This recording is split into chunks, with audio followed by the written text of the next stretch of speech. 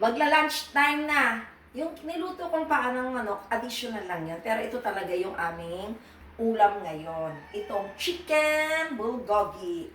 So, binabad ko na siya ha, para ano lang, para sa inyong kaalaman, dapat mababad siya ng 1 hour.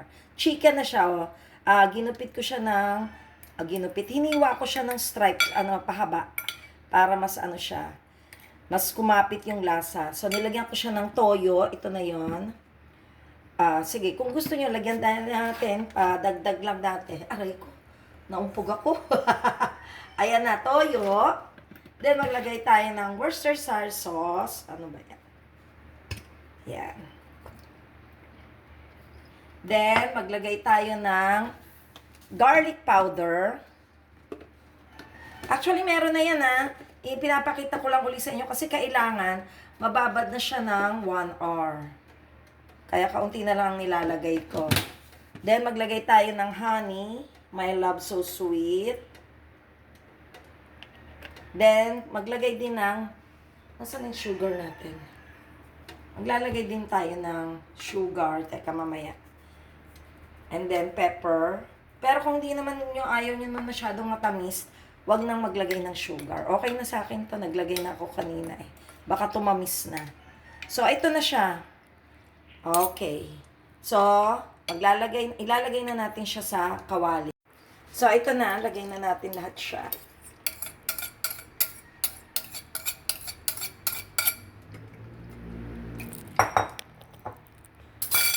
Okay, flex ko lang uli sa inyo. Ito.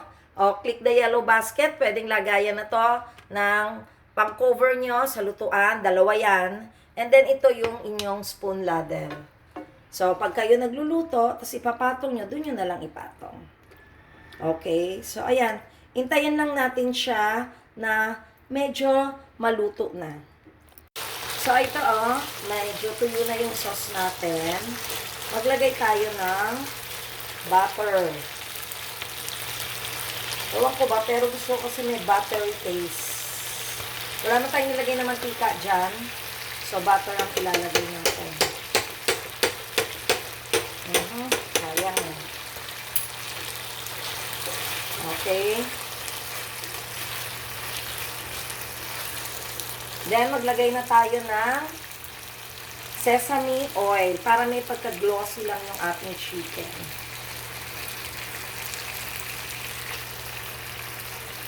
Ayan, sesame oil.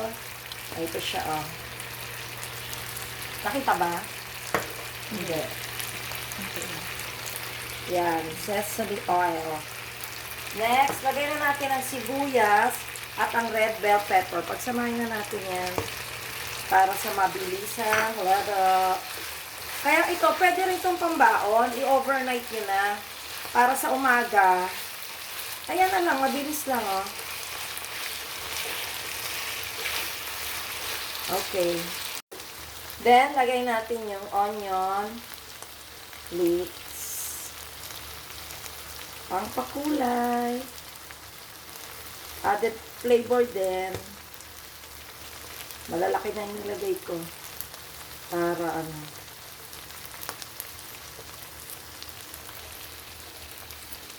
para maganda siya sa paningin. Oops.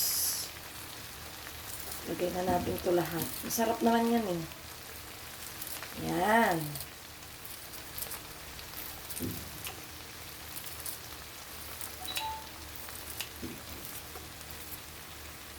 Then, sesame seed. Oops. Diba? Ay, ang ganda. The finished product of ating chicken bulgogi.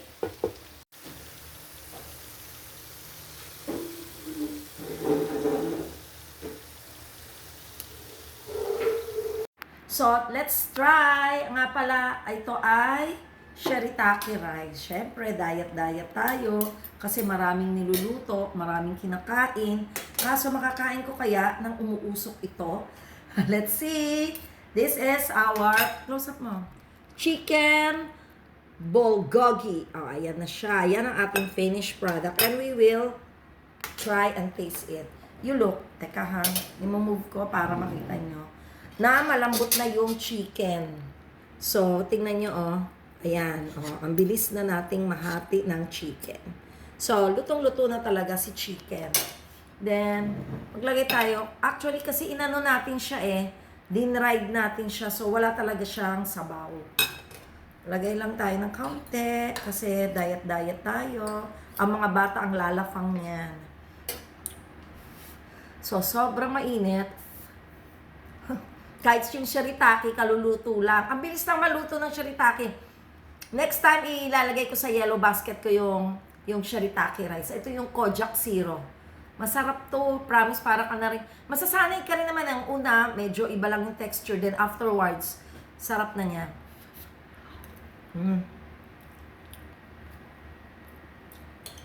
Sarap. Alam nyo, nagugustuhan ng bata.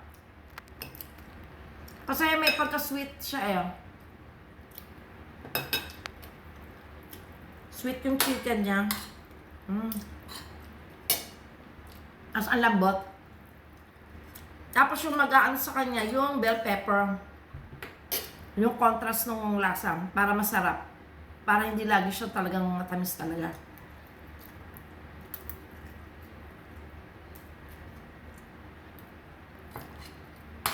Even the shirataki rice, parang okay na, oh. Busog ka na, sorry. Sarap.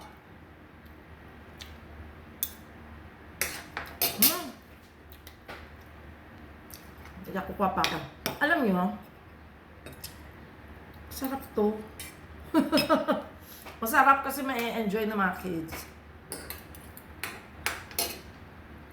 At saka yung onion niya. Siguro mas masarap pag damihan niyo pa ng onion. Sarap ng onion. Naralasahan ko. Tsaka yung nakakagat ng malutong. Damihan nyo rin yung red bell pepper. Kasi ang sarap din pag may gulay talagang na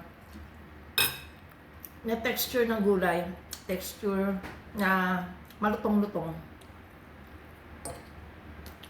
So ano pang iniintay mga ka-joiners? Lutuin nyo rin to. Napakabilis ng lutuin. Napakamura lang ang napakadali ng ingredients. Napakamura lang. At ma-enjoy. Para ka na rin nag-restaurant. So, try nyo chicken bulgogi. And always remember, happiness is joy. Bye-bye!